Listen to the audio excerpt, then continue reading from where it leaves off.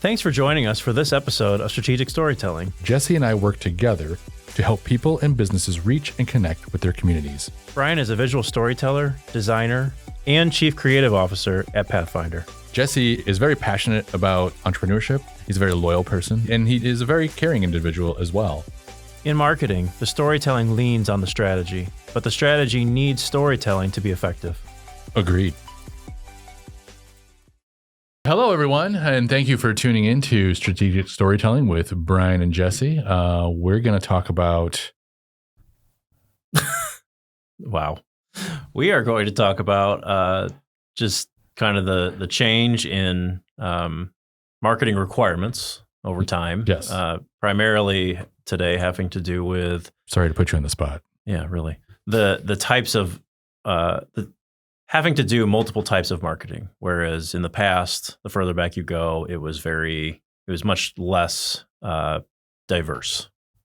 Yeah, if we want to go to the Mad Men times, it was like, I'm going to do an ad, or I'm going to do a TV ads. Thing, or, it was very siloed, would you say? Well, I think it's telling. That show is pretty historically accurate. But it wasn't, there were no marketing agencies. They were ad agencies. Yes. There wasn't really, we didn't have the internet. We didn't have social media, didn't have email. You had, phones, which really just turned into sales calls, not really marketing. And then you have, you could make an argument, I think, during that time, we're talking about the 1960s, 50s. 50s, 60s, yeah. You can make an argument that there could be very local, hyper-local marketing. Sure. And that would be, but that would be more like referral-based or referral light, because it was very word of mouth. Maybe some signage outside of your business, and then ads, which would be at that time. Well, TV wasn't even really a thing. No, it was more newspaper, magazine. But newspaper, magazine, billboard kind of stuff. Billboard, posters, flyers. I guess some mailing kind of stuff, maybe. Oh, yeah. I'm sure that there were some. But you had to hire an agency to do those things. It was not accessible. Again, no internet. So people had to... they had to go through somebody. Right. They didn't just, walk in and do that. I think we've talked about this a little bit in a previous episode, is marketing versus ad agency. Yeah. They are different. And can you talk a little bit about that? They're very much like this, right? So there is some of the definition of each that overlap, but in general, I think ads are more, it's funny because I think it when you see it, but you can't really... Oh, sure. Definition of it. But ads they're more very specifically paid. Yes. Like you're paying ad spend in addition to the service of creating the marketing. So for instance, I feel like the creation of an ad, like the video work that may go into that, or the design work that may go into that, is more marketing side. Right. And then the ad itself, really like the platforms that it goes out on and how you pay for that and the different levels of that. Like, are you getting the, TV spot that's at prime time, or are you getting the TV spot that's at midnight? Or for more modern age on Google, still an auction system based on how many people are wanting certain keywords or locations. So you're still spending that ad spend, and it's more variable depending on the amount of eyeballs or listeners or whatever that you're getting on it. Right. Whereas marketing is a little bit more overarching and encompassing. There's a lot more marketing tools we have that are free, isn't the right word. Free if you do accessible. If you do them yourself, accessible. You don't have to pay an agency to do it necessarily. Right. Obviously, as an agency, we tell you it's probably not going to be as good, but yes. Technically, I can open an email address and go send an email, and that's free, and that's technically marketing. Sure, yeah. Unless you do a cold sales call or sales call email. Right. So they do overlap, and you can kind of hear that. And as we describe this, like the three of those things, sales, marketing, advertising, are in the same bucket. Right. But they do have some specific distinction. I do feel like the common conception of that, though, is that marketing agencies and ad agencies are the same thing, right? Like No, I don't think so. Really? I think they can be. We are. Well, no, we are. Yeah, we are, but that's not. But I feel like we've talked a lot about how that's not normal. I feel like our clients feel like that's. Our clients feel that way. That's yeah. But like if you go on the internet and just explore for an agency of some sort, or you're looking for something specific, especially when you do that, you're going to find companies that are very niched down. Like you'll even find marketing companies that are like, we're a marketing company, but all we do is design. Oh, or sure. all we do is photography for the purpose of marketing, or all we do is email marketing, or all we do, whatever. Social media companies specifically, they don't do anything else, which is really the thrust of our topic about whether that's valuable or not. Right. Whereas, and then there's advertising agencies. So, there's some like specifically, I'm aware of some very specific ones that they're like, all we do is Facebook ads. All we do is Google ads. Okay. And so they're technically advertising agencies. In fact, when you talk to these people a little bit, you find out what you're like, well, hold on. Like if I'm doing an ad, I need someone to write the content. I need somebody to maybe take some photos or make a video, even no matter how that looks, it's a video. And they'll almost completely hire it out or make you do it yourself, however you want to do that. Mm-hmm. And then they run the technical back end basically of the ads themselves and audience matching. And it's just, it's the more technical side, whereas marketing, I think, sometimes is the more creative side. And they I completely agree. There's ad agencies that will do that creative side, but there are ad agencies that will not do that. Yeah. So it varies a lot. Thank you for taking us down that road and kind of explaining that a little further. Let's get back to the topic at hand. Doing marketing and when I think that that's also another misconception. She's like, I need to do all of the things, or I'm going to just do one of the things. Yeah. I think it's a really big challenge today. And I think it has to do with desire and resourcing. I think certain ad agencies would say, I'm thinking of one in particular, they would tell you, we make a lot of money doing this particular type of advertising. Mm-hmm. They're really good at this particular type of advertising. We don't want to get into the business of doing the creative around that somewhat. We want to focus on that technical knowledge, and we make good money doing it. Yeah. And that's fine. And I'm not, and you might do just that. You might not do anything else as a company that isn't hiring out. You might just hire them to do this thing. And for some businesses that might work really well, and for others it won't. It depends on if you can, if you're a hyper local business, if you're a national business, digital or not. It also depends on where your audience is. Like Facebook is kind of a catch-all, but if I'm, I feel like we always point to restaurants. If I'm a restaurant and I need local people, like Facebook may not be, just depending on where you are, may not be the best place, or it might be the best place. And like Instagram or Twitter X might not be good at all. Right. And so it's highly variable. And as an agency, I think agencies can decide, like, especially in today's age, if we just do Google ads, like you can get a customer from pretty much anywhere that has in the world, not even just the US, that allows for Google ads to occur. There's some countries that don't. And you can make money on just doing that. You can just focus on that. You might have some partner companies or people, contractors, whatever, that might, you might point businesses to get some of that creative stuff done if they need it. But you can do that. Right. Do you feel that particular avenue is just a spend? Like it's, that's part of the problem with it is like throw some money at it. Yeah. I mean, that's part of the problem, especially for small businesses, that those things can work. Mm-hmm. It's going to cost you thousands to do it. They're never going to guarantee you a certain dollar amount. I'll tell you that. No matter what they may be guaranteeing you, they're not going to guarantee you a dollar amount, because that ad spend is highly dependent on the type of business, the type of ad, the location that it's being displayed, and a couple other things, keywords and whatnot. So for some businesses that might cost a couple $100, and for other businesses that might cost tens of thousands of dollars. And what is the variable that defines that spend? Like, what is the? There isn't a specific one. Oh, well, it is. There you go. Like I've had clients ask me, like, when they're thinking about hiring us for this, like, well, what is it going to be? I'm like, I can tell you a dollar amount based on your package that we're not going to go above.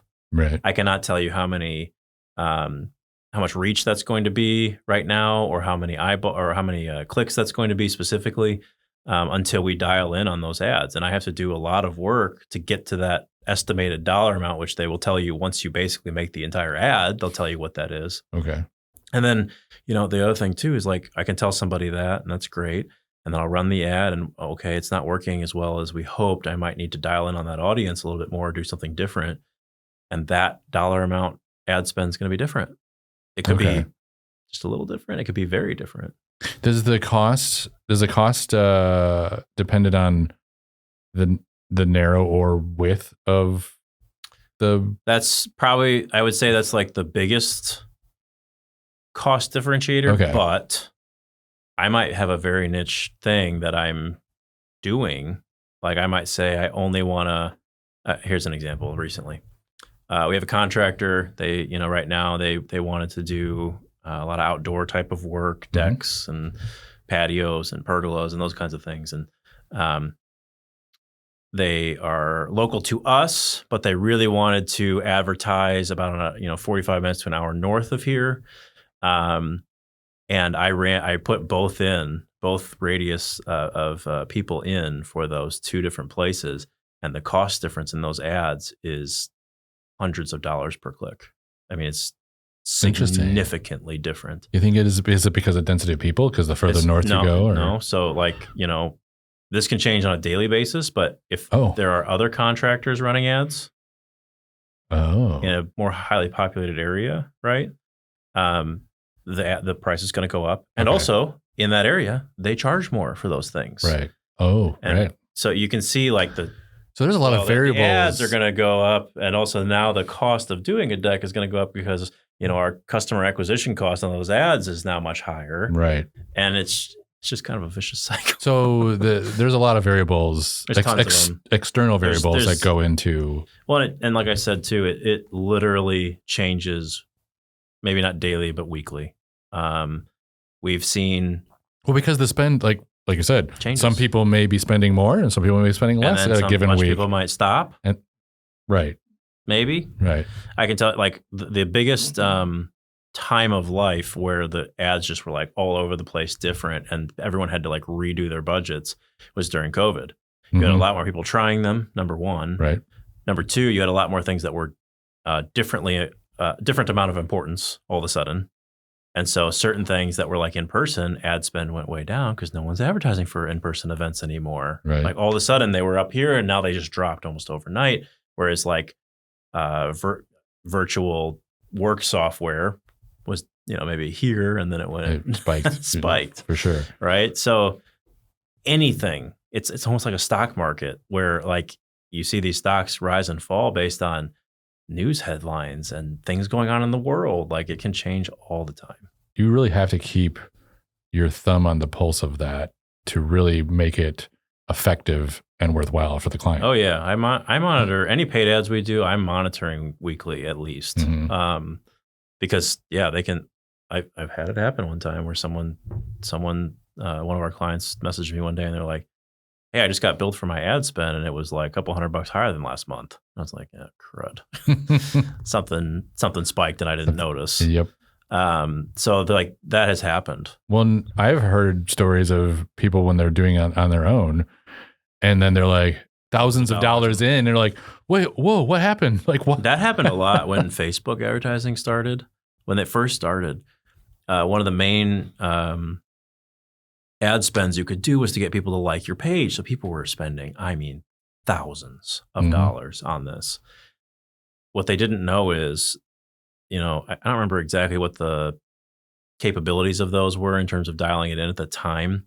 But if you just, like, left it a wide open net, like, I'm a local business, I'm a plumber, and I can only do within a X amount of radius, right? But I asked, I paid for these likes to my page, and they came from all over the world, not even just in the United States.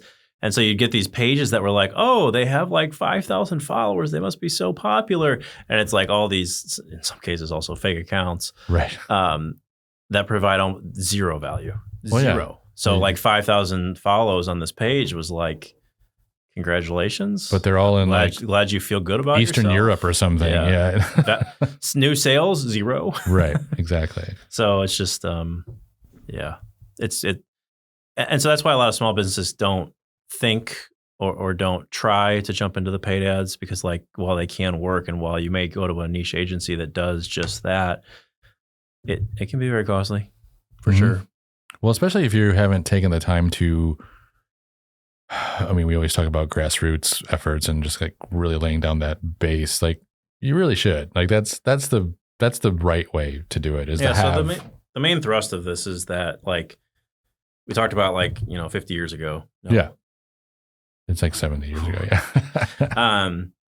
Where, you only did these ads, and then over time, like these things became more accessible and marketing became a bigger deal for lots of reasons, not just because of the accessibility, but also just like when accessibility opened, individual people, consumers could pay attention to and know a lot more about any company, small or large.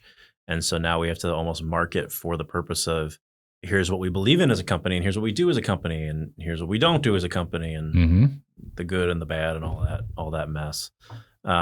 People could get jobs further away. It was more likely that they could change jobs more often. That's happened. Just a few years ago, before COVID, it was like you really looked for people that would stay at a job for at least, if you saw on a resume they were under 3 years at a job, you start to ask some questions. Now, man, you're lucky if they were at a job for 2. Yeah. It's a lot of less than ones, which is always still, every time I see a resume like that, I'm a little shocked. I'm like, I don't, like, whatever. But like, that's the reality now. Yeah. And so all that to say, as we kind of move through, like, there's all these different platforms. There's all these different abilities to do marketing / advertising.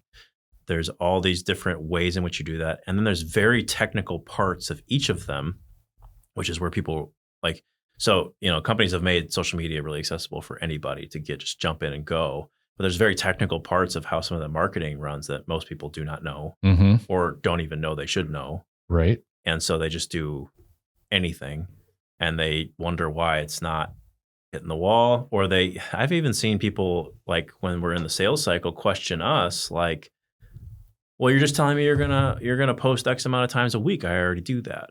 I'm like, yeah, well, it's a little different. Well, right. We're doing some different things that are not things that you're ever going to be able to just figure out. And they don't understand that. I think the most depletable resource of small businesses is they will likely think it's their finances, but it's more their time. Oh, yeah. And they don't really put a price to that. And then a lot of what we're talking about is very time oriented. Like you have to spend some time to do that. And if you don't want to take the time to do it, can they do it themselves? Yes. But if they don't want to spend the time to actually dial into it. What you meant was, can they do something themselves? Well, yes. Yeah, they can. Which is also very different than the past. Yes. You used to not be able to do anything. Yourself. No, like you couldn't go. Didn't matter. In Mad Men times, you couldn't just go, I'm going to go make a TV commercial. Like, well, you have to have like a studio and all this stuff. And you better know somebody. Yeah, exactly. So now it is more accessible, but you do have to dial it in. You do have to like figure out what, who your audience is, what your voice is, all these things. And then also then dial into the data that is there. And I think a lot of it's a full-time job. It is a full-time job. And I think what happens is like they dial into the voice and who the audience is and then forget about everything else. Yep. And they just keep throwing money at it. And then, 2 years later, they're like, I spent all this money and I'm still only like kind of just getting by. Like, what are we doing wrong? I was like, well, you're not looking at the data. You're not you're not spending money in a efficient way. Well, and I think it's the internet has created so many weird things. Like we just talked about a few of them that like it's really impacted even hiring. Yes. And there is a marketing aspect to hiring now. Yes, there is. There's just so many changes over the past 25 years, right? And it just keeps getting weirder and weirder. I think there are still entrepreneurs that I can meet that they don't think they need us at all. I actually agree with them. Here's why. They're an individual. They're a one-person company. They certainly, when they're starting out, they can't afford us. But what I find interesting too is like there are entrepreneurs out there that are actually not very good entrepreneurs. They're good marketers. Yeah, true. The business that they have, whatever that is, whether it's a product or a service or whatever that they're actually offering, I'm not gonna say they're bad at it. Maybe they're mediocre at it, but their marketing is so good. An example of that is recently it was those razors. Is it Harry's? Henry's? Oh yeah. Is it Harry's? Is that starts with an H? Dollar Shave Club was kind of the first. There's two of them. So Dollar Shave Club was like the first one that. So Dollar Shave Club. Okay. Did they create an obnoxiously better razor? No, they did not. They created the same razor as everybody else. That's exactly what they were selling. And just sold it better. And all they did was sold, advertised, and marketed it better. Yep. And part of that was their business model. Part of that was their ads that people probably can remember because it was a big shift at that time for advertising. But yeah, like I'm sure they now have experts that, are really good at the technology and the product design, all that. Maybe they had some of that then, but they didn't actually do anything new except their business model and their marketing was different. Yeah. Originally it was just, here's some razors that you can order it from the ease of your home. Yep. That's it. Well, and there's these tools out there that allow good marketing people that are good at marketing to run a business without being good at that business. Just like there are a lot of people that run a business and they're really good at that, but they're terrible at marketing.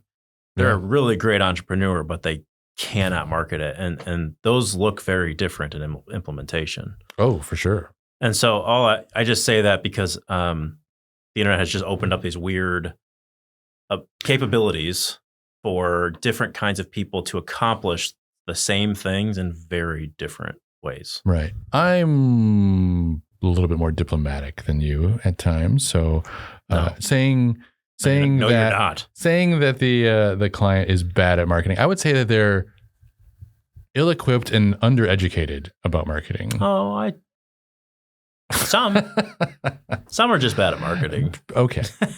We can agree to disagree there. Well, it's like saying anyone can be good at anything, and I don't think that's true. Well, I think we can all There are things learn. I will never be good at, and it's not for lack of trying. It's just my personality does not do it. I don't know if I agree with that. But that's a whole different conversation. We're not going down there. But, so all to say, and I think what's happened is it's actually gotten way more complicated because I do think there's this weird middle ground where the internet was new/young, right? Where it was more simplistic. Man, if you had a Facebook page and you just did something, you were ahead of everybody else. I mean, the content could be the equivalent of trash and you could still get traction. Right. Well, the barrier to entry was lowered by a ton. Everyone still thinks the barrier of entry is still that low. And in terms of starting, it is. Yes. In terms of getting any sort of traction that matters, it is not. No. And that's the change that's happened. And everything has gotten harder too. Like it used to also be like, hey, if you were on email and you send out an email, people are going to open it and read it, right? Right. And so salespeople at the beginning of email accomplished a lot more in a lot more less time. Now we are fighting to get people to open the email. Yeah. They have too much email, too many different things. They've signed whatever. And you have to avoid all these different things. There's like lots of technical parts of this. It's just happened recently where Google changed the rules for email. And everyone had to put more records on their website DNS. I'm not going to get super technical here. But basically, if you didn't do that, you were going to start hitting spam much more often as a marketing email. And was that to kind of make valid and validify the site? It's a verification type of a thing. But they did a hard stop on that just almost overnight. And so a lot of people were coming to us for that, trying to get that all worked out. Other people didn't know they needed to do it. Some people probably still don't know they need to do it. It's just there's a lot more technical back into this. It's not just open an email account and go. And people think it is because these pieces of software, these companies have made it so easy to get in. But that's just because they want your money. They're like, hey, we have this great service, pay for this service, get it, we'll do the freemium model. You can just use it for free to start, all this stuff. And that's true, but that doesn't mean you're actually getting value out of it. Right. Both in terms of your time and your money. Right. And yeah. Well, that's, I think, the great distinction there. Free doesn't equal value. Yeah. Yeah. 100%. Yeah. And so what we're really getting to is like what we feel like we've seen in the marketplace is that, and the reason that marketing has become such a full-time job, no matter what size company you have, is that number one, way harder to get traction on anything we're going to talk about. Doesn't matter what it is, way harder to get traction for sure. The easiest thing you can do for traction is like as soon as a new platform that is going to take off arrives, you get on there immediately. But it's a really good question on whether that's going to take off. For instance, that's kind of a gamble. two most recent, TikTok and Threads. Yep. TikTok took off, Threads did not. TikTok might be taken off the internet in a few, or in the United States in a few months. Threads might pop up because I don't know. Like they're different, but there's a lot of shift and telling the future is hard for most people. Well, right. And the other thing too, I think though, which is really the main statement I want to get to here, is that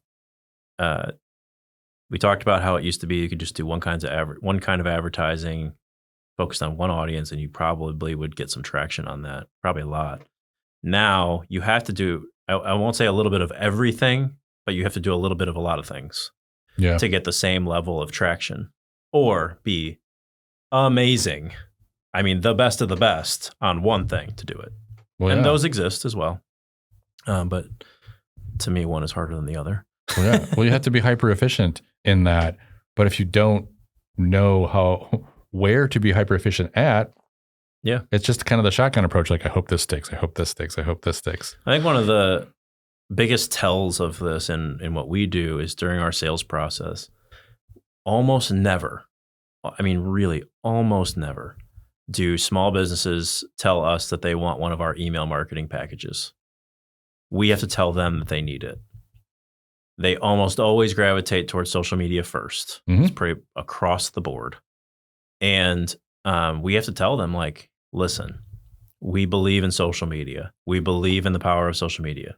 I am not going to turn you away from social media by any means. However, social media changes constantly. We are going to have to adapt with that. It's going to cause some hills and valleys in that. Email marketing is so powerful still because you own that list, and no matter what happens, you own that list. Social media can take you away from your primary audience overnight. TikTok is this great example right now where it's in serious hot water about whether it's going to stick around. And if it does, they're already saying, like, if someone buys it out in America, that the algorithm that they've been using will not be sold with the company, meaning it will not be the same. We don't know what that means. We have no idea. It could mean that it looks similar but not the same. It could mean it looks completely different. We have no idea. It's a giant question mark, yeah, for sure. And that, to me, you can find news articles about this right now where it says small business owners or sole proprietors essentially are terrified they're going to lose their entire business overnight. They really are. Because a lot of it is tied up in that. Focused on TikTok, and they made a big windfall when they made a presence for themselves there at the beginning, and now it might just go away due to things completely out of their control. Right. And so we always tell people, look, even if you're going to do the bottom tier email marketing package, you should at least do the bottom tier email marketing package. Even if you think you don't want a form to sign up for your email list on your website, you want that. And maybe over the course of a month, you only get one subscriber when you first launch your website, but that one subscriber might be your most valuable client. It's actually, if someone signs up for your email list, it's immediately more valuable than any follow on any social media site right today. And so that pricing, and if you look at our prices too, you'll kind of almost see that built in, is that like the value of that is there. It's much more valuable to you as the business owner, and then pricing wise, it's appropriately segmented based on that as well. Well, it's tried and true. Like email's not going anywhere for the foreseeable future. A lot of companies have tried. It's not going anywhere. No. I can't even, people would just freak. I don't even know what they would do. Yeah, exactly. So that brings up a good point. I was like, I mean, if you want to invest in TikTok or in Instagram or Facebook, like, please do. Like and we'll help you, guide you to that. But don't only make that your sole avenue of focus. Like, because as we're seeing right now, any of those can just go dust in the wind. They're just gone. Yep. And all of a sudden, all of those followers, all of that content, it's all gone. It's just not there anymore. So, and people really, they're not thinking about it when we're talking about what they should do for marketing. No, they're not thinking about those really bad days that may come out of Pathfinder's control, out of their control as a business owner. They're not thinking about that. We are, because we deal with this all the time. Right. Because that landscape is ever changing. And that's, I think, one of the, maybe to end on this for this episode, that landscape, like you said, is changing. What we were doing, even when we started our company or merged our companies, 3.5 years ago, is not all of what we're doing now. Some of it is, but not all of it. Right. And that's because of this changing landscape. And those large companies and platforms are controlling that. And I'm not commenting on whether that's good or bad, but they are changing it. Yeah. And they are making different requirements. And so there is a huge impact on us as business owners, whether you like it or not. And no one is going to stop that. Right. And our job is to, like I said, to pay attention to that and to bring it to our clients. Mm-hmm. Yeah. So thank you so much for tuning in for this episode of Strategic Storytelling with Brian and Jesse. Thanks so much, and tune in again soon. Thanks for listening to Strategic Storytelling, a Pathfinder podcast. Be sure to subscribe and follow our socials. For more information, visit our website, yourpathfinder.io.